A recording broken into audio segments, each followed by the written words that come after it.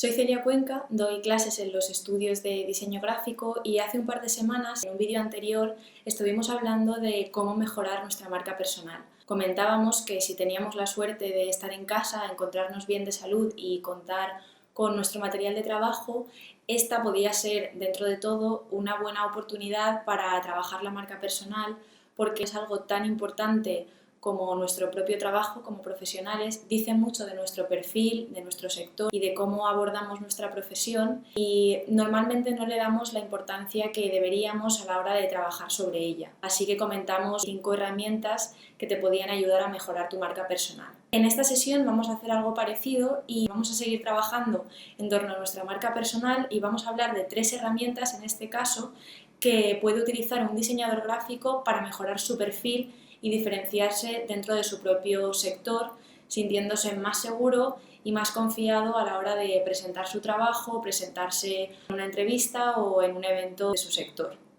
Estas herramientas van a ser tu discurso, tu portfolio y tus mood boards. Vamos con la primera.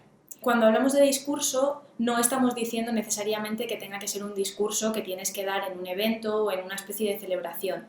Hablamos del discurso como algo general que tiene que ver con todo aquello que tú quieres comunicar y que tiene que ver con tu perfil, con tu portfolio, con tu experiencia, con el trabajo que has hecho. Los diseñadores gráficos abordamos muchos tipos de discurso porque la comunicación, no solo visual, forma parte de nuestro proceso de trabajo. Entrevistas de trabajo, reuniones, eventos, presentaciones de proyecto, ventas a cliente, etc. Es importante que en todas estas ocasiones, que como digo son muy habituales, nos esforcemos en crear un discurso que sea atractivo, que sea sencillo y que esté bien ordenado. ¿Cómo podemos hacer eso? Pues en mi opinión hay 3 ideas que puedes tener en cuenta a la hora de crear tu discurso. La primera idea es que cuando haces un discurso tienes que tener una idea principal muy clara, la idea que tú quieras comunicar. Si no la tienes clara, tu discurso puede volverse muy confuso, muy errático y el público que tienes delante, ya sea una persona o 100, van a perder el interés en lo que estás diciendo e incluso se van a confundir. Y no sé si te ha pasado alguna vez, pero cuando alguien intenta explicarte algo y te lo explica mal, es bastante molesto y al final no quieres saber nada de lo que te está contando esa persona. Así que si cuando abordas un tipo de comunicación relativa a tu trabajo y te das cuenta de que empiezas a dispersarte o que la gente está perdiendo el interés porque tú no estás siendo demasiado claro, seguramente tenga que ver con que necesitas trabajar mejor la idea principal de tu discurso. Siempre que tengas que abordar un discurso o una comunicación o cualquier tipo de presentación, intenta escribir en un papel el objetivo de esa presentación, qué es lo que quieres conseguir con ese discurso. De esta forma, cuando empieces a ver que tu discurso se vuelve un poco torpe o que te quedas sin palabras, puedes recuperar esa frase como si la tuvieras en una especie de nota mental y de alguna forma al recuperar ese objetivo podrás encauzar tu discurso. La segunda idea que tienes que tener muy en cuenta es que vayas a donde vayas, tienes que tener muy claro con quién vas a hablar. A veces se entiende que cuando hacemos un discurso nosotros somos los protagonistas y los héroes de ese discurso, pero en realidad el verdadero protagonista de un discurso es el público, es la persona a la que tú le estás transmitiendo una idea. Así que por un lado tienes que investigar con quién vas a hablar, qué tipo de empresa o qué tipo de persona o de profesional es, qué les gusta, qué les interesa, por qué necesitan aquello que tú ofreces y por otro lado puedes servirte de la jerga o el vocabulario propio de ese sector, porque de esta manera vas a conectar mucho más con ese grupo de personas o con esa persona en concreto. Por último, cuando ya tengas claro el grupo de personas con el que vas a hablar y el tipo de vocabulario en función del sector en el que te encuentres, es interesante que tengas claro qué quieres conseguir frente a ese público. ¿Quieres entretenerlos? ¿Quieres venderles algo? ¿O quieres informarles de algo? Esto tiene mucho que ver con la primera idea que comentábamos de tu idea principal. Tu idea principal tiene que responder a uno de esos objetivos, así que en cuanto tengas clara tu idea principal, automáticamente intenta definir a qué objetivo corresponde: entretenimiento, venta o información. Por último, hay una tercera idea que tiene que ver con tu discurso y que se basa en que si realmente quieres marcar la diferencia a través de tu comunicación oral, tienes que investigar un poco sobre las estructuras comunicativas. Es exactamente igual que cuando quieres trabajar una presentación gráfica e investigas un poco cuáles son las mejores maquetaciones, la paleta de color o el estilo que va a funcionar mejor en determinadas situaciones. En cuanto a las estructuras comunicativas, hay una que funciona muy bien también que la seguimos usando desde Aristóteles y tiene que ver con la estructura en 3 actos. Todas las películas, todas las novelas, con algunos ajustes, todas se basan en una estructura básica que es un principio, un nudo y un desenlace. Tu discurso, solo con que esté estructurado de esta forma, ya va a ganar mucho y se va a diferenciar de muchos otros bastante más confusos o menos elaborados. Intenta crear una introducción que sea motivadora y atractiva para captar la atención. Intenta establecer un desarrollo en el que no incluyas demasiados conceptos para que no sea confuso y siempre que te lo permita la situación apoya este desarrollo con elementos gráficos. Por último, para cerrar tu discurso, no está de más que añadas una anécdota o una experiencia personal de por qué este tema, este proyecto o esta presentación es tan importante para ti o por qué desde tu punto de vista se puede mejorar a través de tus habilidades profesionales.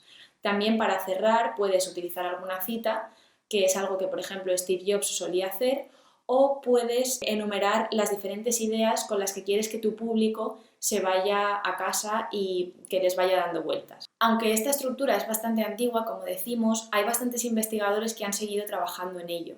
Así que si te interesa y todavía quieres improvear un poco más la estructura narrativa de tus discursos, te recomiendo que investigues la pirámide de Freytag, que es una estructura que profundiza todavía un poco más en la estructura en 3 actos y que puedes encontrar fácilmente en internet, en la que en lugar de hacer una estructura lineal, Freytag lo que proponía es empezar aquí, ir hacia arriba hasta un clímax y luego bajar para hacer una conclusión más recogida, más pausada y que hubiera como un momento climático en el medio del discurso para despertar el interés y después todo volviera a la normalidad. Además, hay otra investigadora en la actualidad que se llama Nancy Duarte y que ha propuesto todavía una siguiente profundización a la estructura en 3 actos y a la estructura de la pirámide de Freytag, en la que ella dice que hay que empezar abajo planteando un problema y luego subir muy alto en el discurso para contar cómo nosotros, a través de nuestra experiencia profesional, podemos resolver ese problema. A lo largo de la comunicación ella propone subir y bajar comparando el problema con la solución que ofrecemos y terminar arriba, haciendo una especie de conclusión con los servicios que nosotros podemos aportar para resolver el problema con el que habíamos empezado. Si os fijáis en algunas de las estructuras comunicativas de los discursos más famosos de la historia, como el discurso de Martin Luther King o alguno de los últimos discursos de Steve Jobs, veréis que, como propone Nancy Duarte, siguen esta estructura en la que empiezan abajo, luego suben y bajan para captar la atención de los espectadores y después terminan arriba para que el mensaje quede muy presente en la mente del público y de los espectadores. Lo genial de esta estructura es que, además, si eres de los que se ponen muy nerviosos hablando en público o tiendes a olvidarte de las partes importantes que tienes que comentar, en lugar de tener que aprenderte los textos de memoria y correr el riesgo de que se te olvide una palabra y te quedes en blanco, si has trabajado tu discurso a partir de esta estructura, es una estructura que se te quedará en la mente porque la has hecho tú y la has trabajado tú, y aunque se te olvide alguna palabra, teniendo este esquema mental claro y dibujado en tu cabeza, podrás recurrir a cada una de esas fases en el caso de que te quedes en blanco. Así que al mismo tiempo, en lugar de escribir un discurso a lo loco, el hecho de trabajar con un esquema te va a venir muy bien, no solo para crear un discurso ordenado, sino también para acordarte en el momento de dar ese discurso de todo lo que quieres decir. Bueno, esta es la primera herramienta que teníamos que comentar, que es el tema del discurso. Una vez lo tenemos bien trabajado y tenemos más clara la forma en la que nos podemos comunicar, no podemos dejar de mejorar nuestro portfolio, que sería como la parte visual de comunicar nuestro trabajo. Antes hemos visto la oral y ahora viene la gráfica. El portfolio todos tenemos muy claro que es un elemento esencial para cualquier profesión y que lo necesitamos para mostrar nuestros proyectos y nuestras experiencias profesionales. Y es cierto que gracias a Internet cada vez hay más facilidad para crear buenos portfolios porque tenemos plataformas como Behance o Instagram donde de una forma muy clara, muy sencilla y muy intuitiva podemos introducir nuestros mejores proyectos y enviarlos a cualquier parte del mundo y a todo tipo de profesionales y empresas. Sin embargo, es cierto que a la hora de ver portfolios hay detalles que siempre dan la sensación de que se pueden trabajar para mejorarlos un poco más. Yo he detectado 3 que a menudo fallan cuando reviso portfolios de compañeros o de otros profesionales y que creo que son los siguientes. Te los cuento con la forma de resolverlos que creo más oportuna. Además de tu web o de tu Instagram o de la plataforma que utilices para tu portfolio, te recomiendo que tengas un documento aparte en formato PDF que puedes trabajar en Illustrator o en InDesign, en el que vas a poder trabajar un estilo mucho más personal de maquetación y que además, si encuentras un estilo muy concreto, vas a poder expandir al resto de tus piezas de branding, a tus tarjetas de visita, a tu currículum vitae y a todo lo que utilices para promocionarte. Además de trabajar ese estilo personal, vas a tener un documento que es mucho más flexible. ¿Y por qué es útil esto? Porque a veces, a pesar de que estemos dedicados a un sector específico del campo creativo, es cierto que mandamos mails distintos a empresas distintas con las que queremos trabajar. No está de más que si estas empresas te interesan especialmente, adecúes tu portfolio a los diferentes perfiles de empresas o marcas con las que quieras colaborar. Es decir, que está bien que tengas un portfolio en documento aparte que sea muy flexible, en el que puedas incluir unos proyectos, retirar otros o cambiar el tono con el que explicas cada uno de esos proyectos, cambiar la imagen de portada o cambiar lo que quieres destacar de cada uno de esos proyectos. A lo mejor tienes varios proyectos que son muy amplios y en función de la empresa a la que se lo quieres presentar vas a destacar más la faceta de la ilustración del proyecto o la faceta web o la faceta de concepto creativo. Así que está bien que tengas ese PDF aparte con todos los documentos bien enlazados para que puedas modificarlo en función de la persona o empresa que vaya a recibir tu documento. Siguiendo con esta idea del documento aparte, que ahora también se puede aplicar a web, te recomiendo que en cada proyecto añadas una descripción de qué hiciste tú en ese proyecto, en el caso de que fuera un proyecto con varios profesionales o que lo realizaras dentro de una empresa, o que destaques qué es lo que valoras tú de ese proyecto, qué has aprendido, cómo abordaste el proceso de trabajo o alguna idea que puedas destacar de esa experiencia que te ayude no solo a presentar el proyecto, sino a seguir presentándote a ti mismo o a ti misma mientras la marca a la que le has enviado el portfolio lo revisa. De esta forma consigues un portfolio en el que puedes añadir mucha más información sobre tu perfil, pero además puedes darle un punto más personal en el que las personas que revisan tu portfolio a través de tu trabajo empiezan a conocerte y saben qué tipo de profesional, pero también qué tipo de persona eres. Por último, te recomiendo que no te pases añadiendo proyectos en el portfolio. A veces cuando empezamos o en cualquier momento de la carrera tenemos muchas ganas de enseñar todo lo que hemos hecho o queremos añadir un montón de facetas porque nos gusta la ilustración, el diseño web, el diseño editorial y los portfolios demasiado largos o con muchos proyectos al final tienden a cansar y a pesar de que puedan ser buenos proyectos es cierto que no siempre nuestro trabajo está al mismo nivel. Te recomiendo que en función del sector puede variar, pero que te quedes en una horquilla entre 5 y 10 proyectos en los que destaques aquellos de los que tú te sientes más orgulloso o más orgullosa. Además de esto, yo te sugiero que pongas en el primer proyecto del portfolio uno de tus proyectos top, de los que más te gusten. Luego puedes añadir otros tantos y que cierres con otro de tus proyectos top. ¿Por qué? Porque la primera impresión es súper importante. Si mandas el portfolio a una empresa y lo va a ver un montón de gente que está viendo un montón de portfolios, una primera página con un proyecto interesante o diferenciador va a llamar la atención. Luego, después de haber revisado todo ese portfolio, si cierras con otro proyecto interesante o diferenciador, también vas a dejar una impresión o un buen sabor de boca en las personas que lo han visto que van a hacer que recuerden mejor tu portfolio. Dos cosas a tener en cuenta al margen de estas 3 ideas sobre los portfolios. La primera, no tengas miedo de añadir proyectos ficticios, no pasa nada si no tienes mucha experiencia. Si trabajas mucho en casa y quieres abordar proyectos o a lo mejor estás queriendo cambiar de sector y no tienes demasiado de, por ejemplo, diseño web y has abordado algunos proyectos ficticios, no pasa nada porque los incluyas en tu portfolio. Puedes especificar que no son oficiales, pero piensa que vas a presentar como una persona con iniciativa, emprendedora y que tiene ganas de trabajar, a la que no le importa no tener trabajos de ese sector porque eso no es impedimento para haber profundizado en ese sector de manera independiente. Y el otro detalle que puedes tener en cuenta también con el tema del portfolio es que hay que tener cuidado con los mockups. Más que un detalle sería una advertencia. Pensad que los mockups son elementos que tienen mucho recorrido en internet y al final da la impresión de que todos empezamos a utilizar los mismos mockups. Así que te propongo 2 opciones. O bien te preparas tus propios mockups para tener listos a la hora de hacer visuales de tus propios trabajos, o bien fotografías muy bien tus proyectos. Esto es algo que yo personalmente, por ejemplo, no hice desde el principio de mi carrera y tengo muchos proyectos que no puedo enseñar demasiado bien porque no los documenté como correspondía. Así que si estás empezando o no, pero te parece un buen momento para hacerlo, te sugiero que empieces a documentar muy bien todos los proyectos que hagas. Fotografíalos con buena luz, fotografíalos en un ambiente que sea coherente con tu propio proyecto, hazlo desde varios puntos de vista, en varios momentos, porque de esta forma vas a tener un backup de tu trabajo que te va a facilitar mucho las cosas a la hora de vender tus proyectos o venderte como profesional a medio o largo plazo.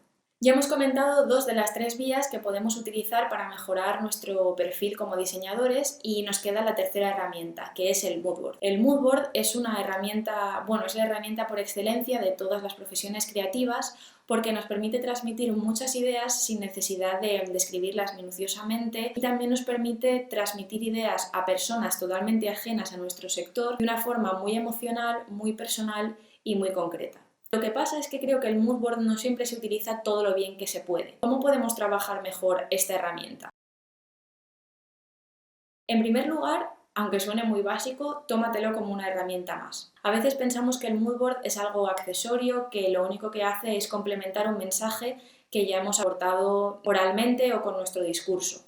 Pero en realidad hay muchos proyectos y muchas fases de los proyectos que se comprenden precisamente no gracias al discurso, sino gracias al mood board, porque tiene una capacidad visual que es mucho más universal para cualquier tipo de público. Así que cuando trabajes un mood board, hazlo como cualquier otra herramienta de tu fase de investigación. ¿Cómo? Yo pienso que no te puedes poner a hacer un collage a lo loco y tirarte 5 horas buscando en internet las imágenes que mejor se ajustan a tu proyecto. Lo mejor que puedes hacer es plantearte qué sensaciones quieres transmitir con ese mood board, de qué conceptos quieres hablar con él y con qué elementos gráficos quieres traducir esos conceptos que has nombrado antes. Porque una vez tengas esas respuestas vas a poder empezar a abordar una búsqueda más minuciosa, más ágil y mucho más breve que te va a ahorrar tiempo y energía. Además, en función de tus respuestas vas a poder crear una maquetación de un estilo o de otro.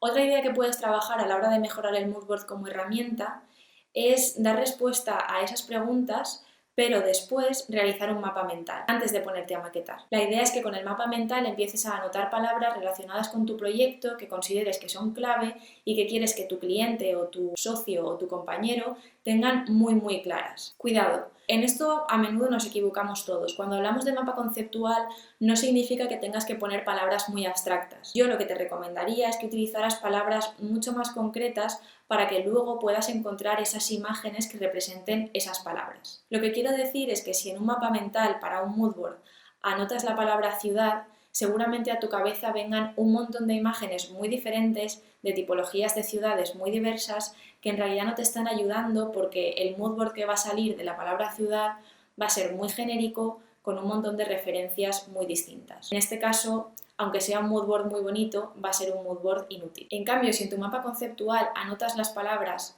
céntrica, urbanita y nocturna, vas a tener un tipo de ciudad muy concreto. Y si por otro lado anotas las palabras periferia, polígono y crisis, vas a tener un tipo de ciudad prácticamente opuesto al que acabamos de decir. El mapa conceptual te puede ayudar precisamente a esto porque vas a ir directo o directa a buscar un tipo de ciudad muy concreto, mucho más concreto que si te hubieses quedado solo con la palabra ciudad que tenías al principio. De esta forma el mood board que realices va a ser más minucioso, más preciso y va a ayudar más al cliente a entender aquello que quieres comunicar, más allá de enseñarle una pieza gráfica muy atractiva y con un montón de referencias. Por último, a la hora de trabajar el mood board, recuerda que es una herramienta propia de la industria de la creatividad y de los sectores gráficos, de interiorismo, de moda. Ten en cuenta que como tal debe estar desarrollada con gracia, con gusto y con criterio estético.